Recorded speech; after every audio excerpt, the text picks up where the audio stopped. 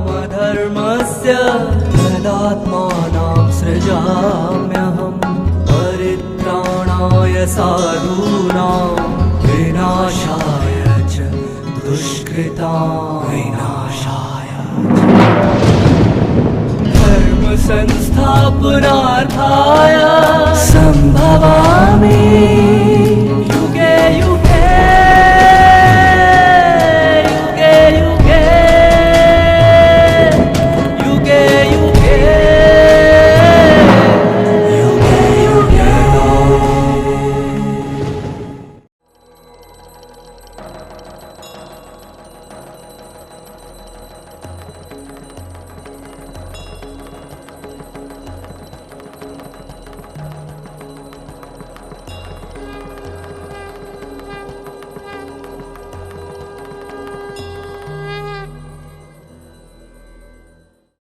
ओम शांति। श्रीमद् भगवद गीता भारत का सबसे प्राचीन और महत्वपूर्ण धर्म ग्रंथ है। उसको कहा ही गया है सर्वशास्त्रमय शिरोमणि, कि सभी शास्त्रों से सर्वश्रेष्ठ शिरोमणि, के जिसका महत्व इतना अधिक है क्योंकि वो भगवान का गाया हुआ मधुर गीत है। The song divine. दुनिया के अंदर श्रीमद् भगवद गीता को जो मान्यता मिली है, जो रिकॉग्निशन मिली है कि ये शास्त्र सार्वभौम अर्थात सभी धर्मों के लिए उपयोगी है, जिसमें विशेष आध्यात्मिक नीति भगवान ने समझाई है।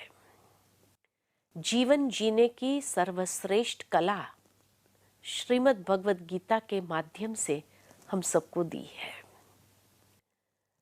श्रीमद् भगवद गीता के अंदर खाली आध्यात्मिक ज्ञान है या पौराणिक विजडम है, इतना ही नहीं है, लेकिन मनुष्य जीवन में व्यवहारिकता, सामाजिकता, व्यक्तिगत स्तर पर और पारिवारिक जीवन के अंदर किस तरह उसको जीना चाहिए, वो सारी नीतियां स्पष्ट की हुई है। श्रीमद् भगवद गीता को इसीलिए माँ की उपमा दी गई है। गीता माता कहा जाता है। माता की उपमा इसीलिए दिया गया है क्योंकि जिस तरह एक माँ अपने बच्चे के अंदर अच्छे संस्कारों का सिंचन करती है, श्रीमद् भगवद गीता भी हमारे जीवन के अंदर श्रेष्ठ संस्कारों का सिंचन करती है। श्रीमद् भगवद गीता को जब सार्वभौम कहा, अर्थात कि सभी धर्मों का आधार श्रीमद् भगवद गीता है। सभी धर्मों की जड़ें कहीं न कहीं श्रीमद् भगवद गीता से जुड़ी हुई है, इसीलिए गीता माता है। महाभारत के अंदर जो युद्ध का वर्णन है और जो गीता की शिक्षाएं हैं, इसी को ही इस्लाम धर्म के पवित्र धर्म ग्रंथ में जिहाद के नाम से बताया गया है। यानी अच्छाई और बुराई के बीच का ये युद्ध जो महाभारत में पांडव और कौरव के बीच में दर्शाया हुआ है। साथ ही साथ क्रिश्चियन धर्म की पवित्र धर्म ग्रंथ बाइबल के अंदर भी द होली वॉर के रूप में जिसका गायन है, और ये होली वॉर शैतान और फरिश्तों के बीच में दिखाया हुआ है। परंतु जिन धर्म पिताओं को ये महसूस हुआ कि कहीं ये युद्ध की बातें लोगों के अंदर हिंसक वृत्ति को जन्म न दे, तो उन्होंने सिर्फ महाभारत को छोड़ गीता की शिक्षाओं को लिया। जैन धर्म के अंदर वही ब्रह्मचर्य, अपरिग्रह, उन्हीं बातों को लिया गया है जो जीवन को श्रेष्ठ दिशा की ओर ले जाने वाली श्रेष्ठ शिक्षाएं हैं। इसी तरह महात्मा बुद्ध को भी यही महसूस हुआ कि कहीं ये युद्ध की बातें महाभारत की लोगों के अंदर हिंसक वृत्ति को जन्म न दे, तो उन्होंने गीता से कर्म योग की बातों को लेकर के कर्म ही धर्म है, कर्म ही श्रेष्ठ करना चाहिए, तो कर्म योग की बातें अपने पवित्र धर्म ग्रंथ धर्मपद में डाला है। इस तरह से अगर देखा जाए तो संसार के सभी धर्मों की जड़ें कहीं न कहीं श्रीमद् भगवद गीता से जुड़ी हुई है। श्रीमद् भगवद गीता के अंदर कहीं पर भी हिंदू शब्द नहीं आता है, क्योंकि ये मानवता का शास्त्र है। खाली धर्म ग्रंथ नहीं, कर्म ग्रंथ है ये, जिसको मैं कहूं कि डाउन टू अर्थ, इतना प्रैक्टिकल, मनुष्य जीवन में श्रेष्ठ कर्म कैसे करना चाहिए, उन्हीं बातों को स्पष्ट किया गया है। श्रीमद् भगवद गीता में वो अमृत है कि जिस अमृत का पान करने से मनुष्य के मन को भ्रमित करने वाले सारे प्रश्नों का उत्तर उसको प्राप्त हो जाता है और वो अमरत्व को प्राप्त करने की ओर आगे बढ़ता है। श्रीमद् भगवद गीता सर्वश्रेष्ठ, जिन्होंने भी संसार में इसका अध्ययन किया और आत्मसात किया, उन्होंने जीवन में महानता के शिखर को छुआ है। स्वामी विवेकानंद महान व्यक्तित्व बने जब उन्होंने श्रीमद् भगवद गीता को आत्मसात किया। रविंद्रनाथ टैगोर गीतांजलि लिखते हुए गीता के अमृत को इस तरह से उन्होंने पान किया और अनेकों को कराया। चाहे कोई भी क्षेत्र का व्यक्ति क्यों न हो, आइंस्टाइन,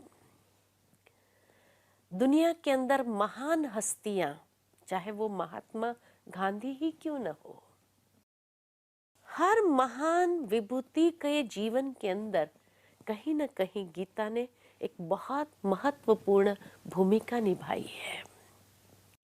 और इसीलिए हर एक ने श्रीमद् भगवद गीता की महिमा जिस तरह से गाई है, वो महिमा या उसका महत्तम सुनने से भी व्यक्ति आत्मसंतुष्टि, आत्मतृप्ति का अनुभव करता है।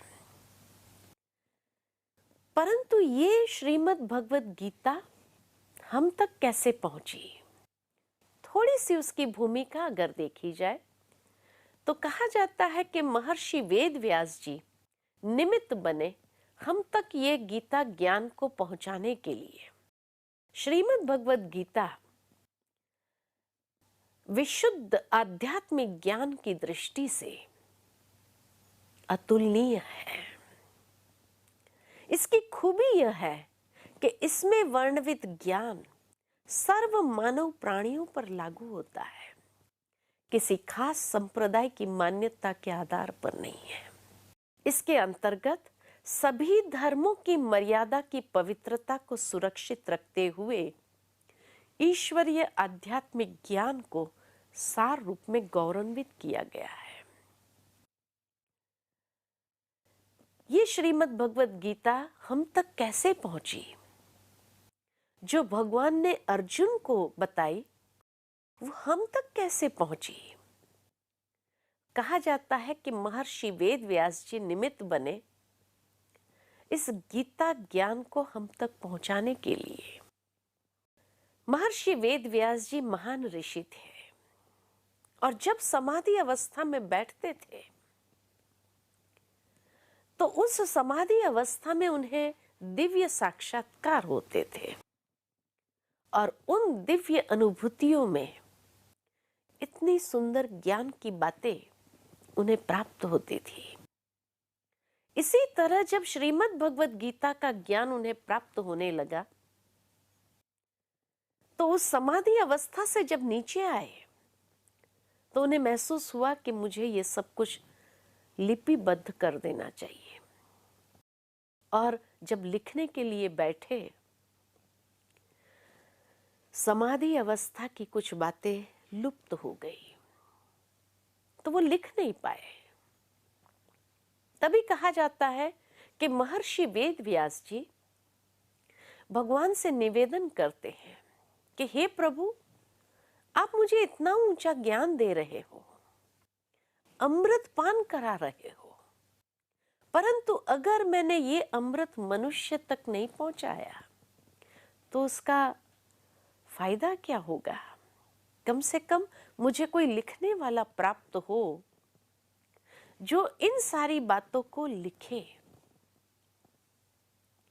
तब कहा जाता है कि भगवान ने उन्हें इशारा किया कि आप गणेश जी का आवाहन कीजिए।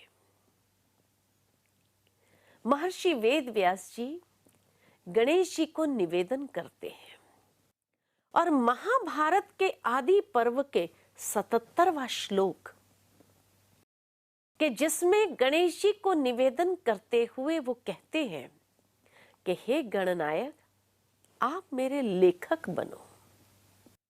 यह ग्रंथ में मेरे मन की अति उच्च अवस्था में अर्थात समाधि अवस्था द्वारा प्राप्त ज्ञान से प्रकट कर रहा हूं, जो कि मेरे ही मन की कल्पनाओं का विस्तार है।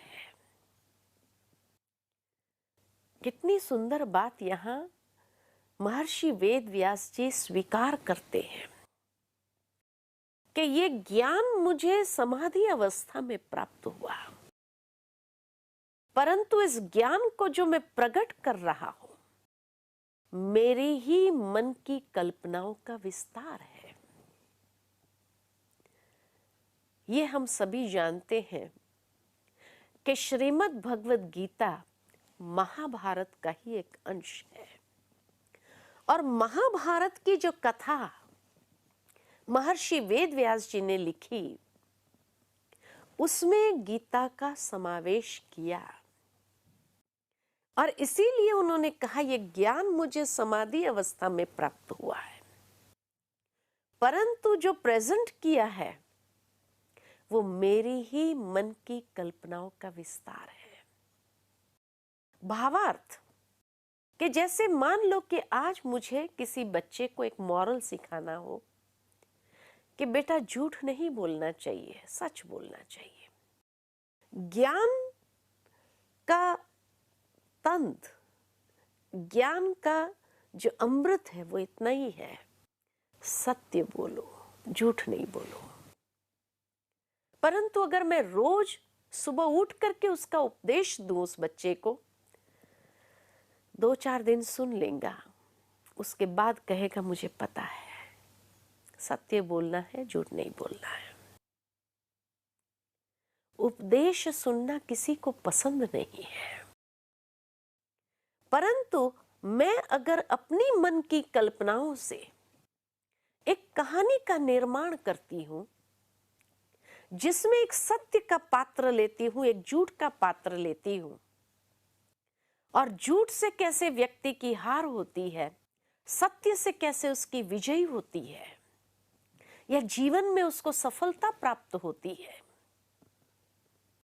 ये बात अगर मैं अपनी मन की कल्पनाओं के विस्तार से एक कहानी के निर्माण में उस ज्ञान के उपदेश को समावेश करती हूं और उस बच्चे को सुनाती हूं तो शायद वो बच्चा उस कहानी को जीवन भर याद रखेगा, वो उस उपदेश को अच्छी तरह समझ भी लेगा, उसके मर्म को समझेगा और जीवन में जब कभी ऐसी परिस्थिति आई तब उस कहानी से वो प्रेरणा प्राप्त करेगा कि सत्य बोल करके देखते हैं, और सत्य बोलने पर जब उसको सफलता मिलती है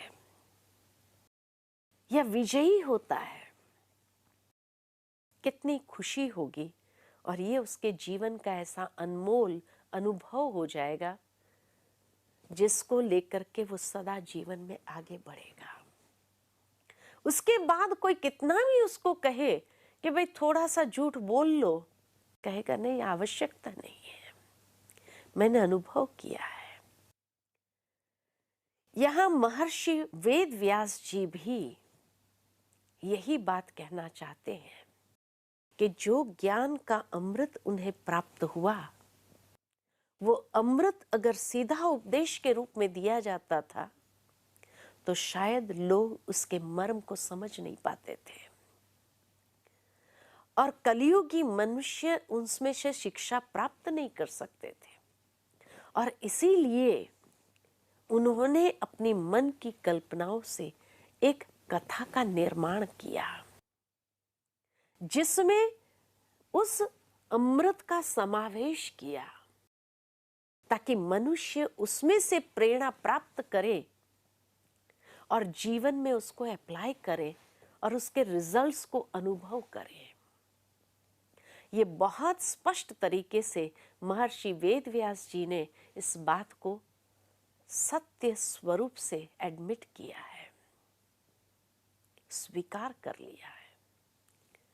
कहा जाता है कि जब गणेश जी आते हैं तो गणेश जी ने एक शर्त रखी कि मैं इतना फास्ट राइटर हूं, तीव्र गति से लिखता हूं कि जहां आप रुके मैं उठ के चला जाऊंगा। महर्षि वेदव्यास जी के पास और कोई अल्टरनेट नहीं था, इसीलिए उन्होंने उस शर्त को स्वीकार कर लिया। परंतु उन्होंने भी एक शर्त रखी, और महर्षि वेदव्यास जी की शर्त यही थी कि समाधि अवस्था में मैं जो कुछ भी बोलूंगा, आप मेरी हर बात को समझकर लिखेंगे, बिना समझकर नहीं लिखेंगे। गणेश जी ने भी उस शर्त को मान्य रख लिया, और कहा जाता है कि जब प्रथम श्लोक उच्चारण हुआ कि धृतराष्ट्र संजय से पूछते हैं कि धर्म क्षेत्र कुरुक्षेत्र में क्या हो रहा है। हे संजय, पांडु पुत्र और मेरे पुत्रों के बीच में उसका पूर्ण वर्णन करके तुम मुझे सुनाओ। प्रथम श्लोक में ही गणेश जी जैसे बुद्धि के देवता, उन्हें रुकना पड़ा ये समझने के लिए कि कुरुक्षेत्र को ये विशेषण क्यों जोड़ा गया, उसे धर्म क्षेत्र क्यों कहा गया। सीधा पूछते थे कुरुक्षेत्र में क्या हो रहा है, धर्म क्षेत्र कुरुक्षेत्र। ये बात को समझने के लिए गणेश जी को भी रुकना पड़ा,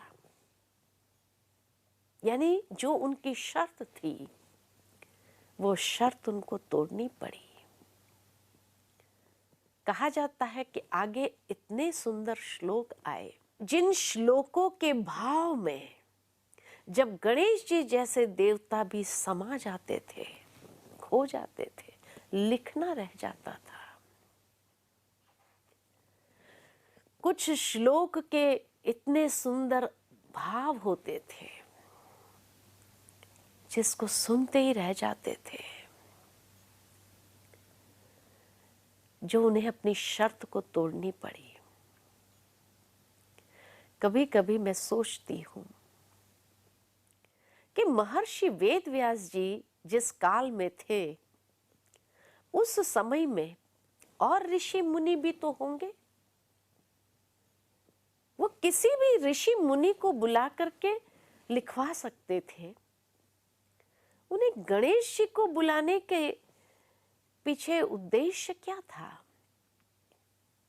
गणेश जी को क्यों बुलाया? लिखने के लिए? किसी भी ऋषि मुनि उसे लिखवा लेते थे? नहीं, उसके पीछे भी उनका उद्देश्य था।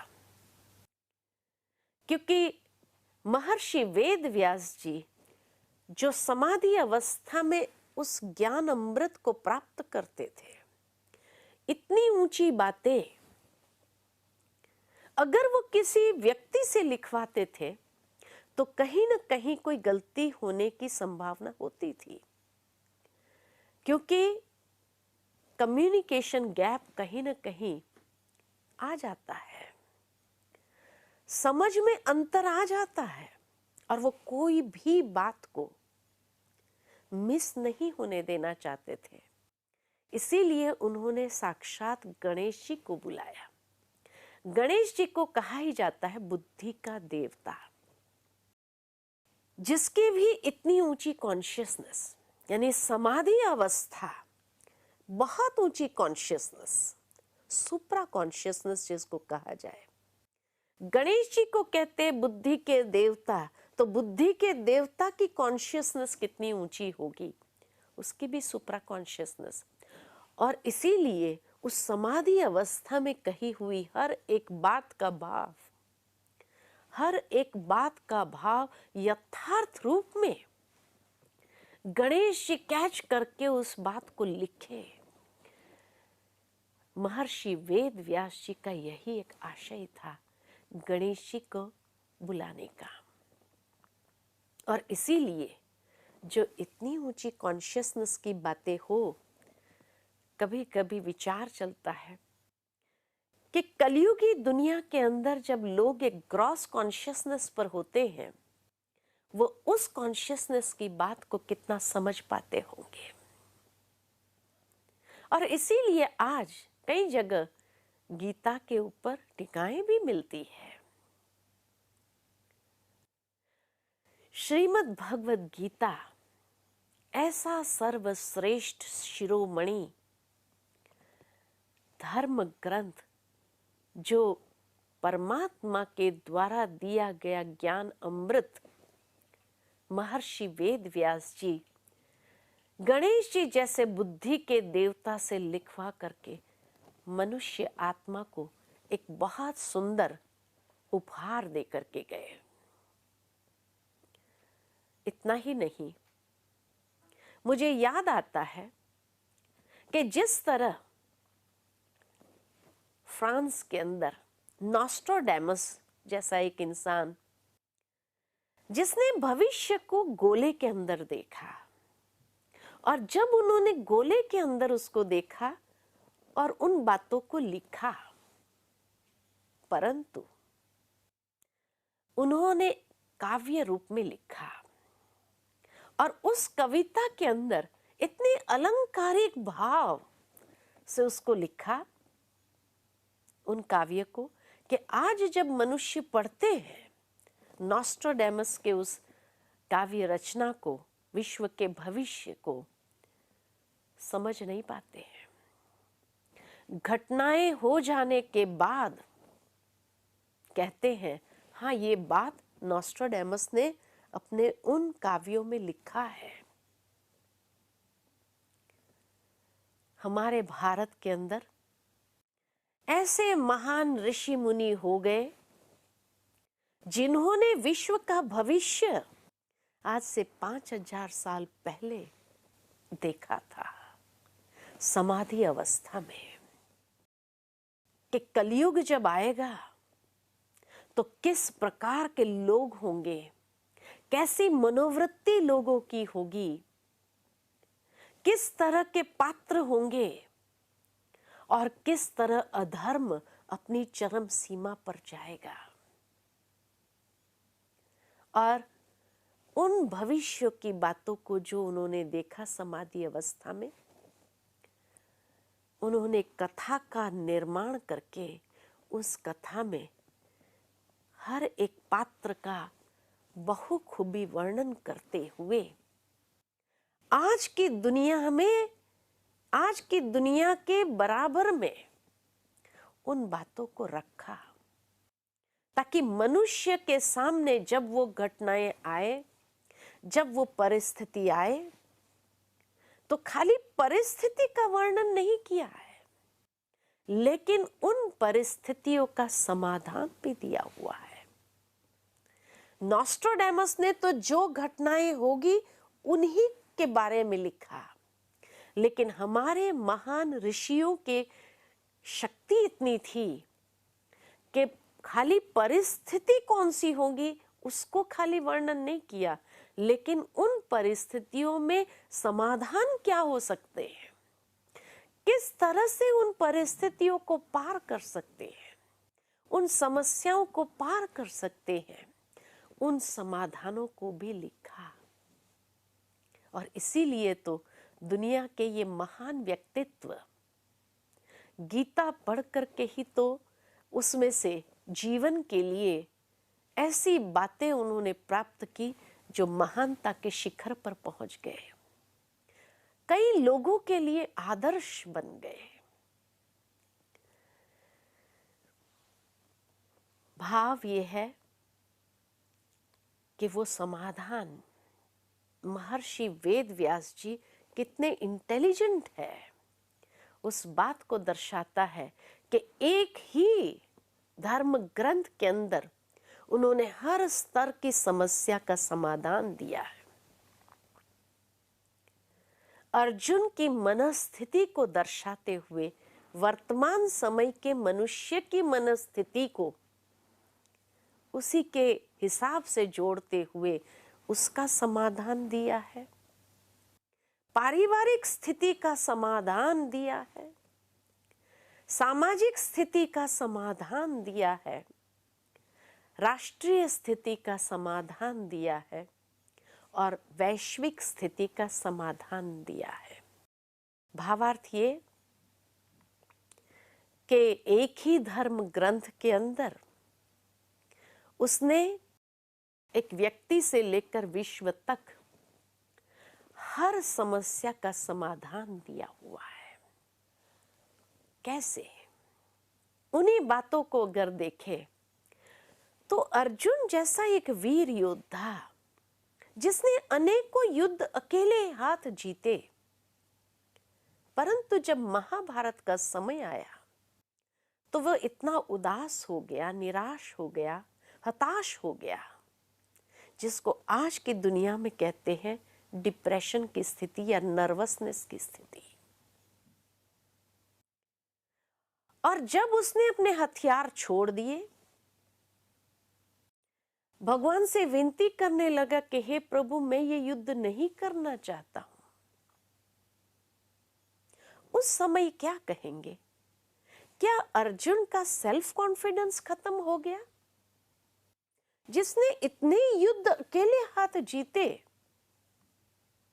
इतना शक्तिशाली, क्या उसका सेल्फ कॉन्फिडेंस कभी खत्म हो सकता है? लेकिन ये नर्वसनेस क्या बताते? क्या उसका सेल्फ कॉन्फिडेंस खत्म हो गया? भगवान उसके साथ थे, विजय उसकी निश्चित थी। उसके बाद भी ऐसी मनोदशा, तो क्या भगवान पर भरोसा नहीं था? न आत्मविश्वास कम हुआ था, न भगवान पर भरोसा कम था। महर्षि वेद व्यास जी की मन की कल्पना का विस्तार देखो कि अर्जुन की ये मनस्थिति को दर्शाते हुए उन्होंने आज के मनुष्य की मनस्थिति को बड़े स्पष्ट स्वरूप से दर्शाया है। 5000 साल पहले उन्होंने समाधि अवस्था में देखा था कि कलयुग में मनुष्य की मनोदशा किस प्रकार की हो जाएगी। जीवन एक संघर्ष है और जीवन के संघर्ष में कई परिस्थितियां, कई बातें आती है जिसको मनुष्य अकेले हाथ पार करता है। लेकिन जीवन के कई मोड़ ऐसे भी आते हैं जब व्यक्ति उदास, निराश, हताश हो जाता है। सारी क्षमता होने के बावजूद भी शायद वो अपनी प्रार्थना में भगवान से यही कहता है कि हे प्रभु, मैं ये युद्ध करना नहीं चाहता हूं। ये संघर्ष कब तक?